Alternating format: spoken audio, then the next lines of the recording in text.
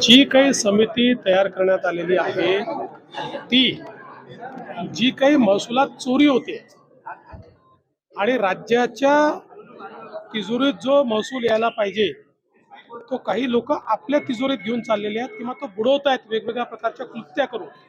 त्यामुळे त्यात योग्य रॅशनलायझेशन करून राज्याचा महसूल राज्याला कसा मिळेल या संदर्भातली समिती तयार करण्यात आलेली आहे.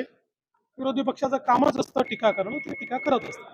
आज आज आज आज मुनगंटीवार तुमच्या कार्यक्रमाला उपस्थित आहे, नाराजी आहे त्यांचं असं मानलं जातं.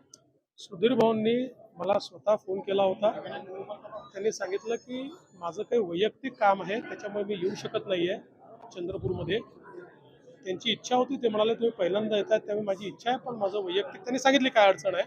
त्यामुळे कुठेही नाराजीचा विषय नाही आहे. प्रत्येक वेळी प्रत्येक जण हजर राहू शकतो असं नाही.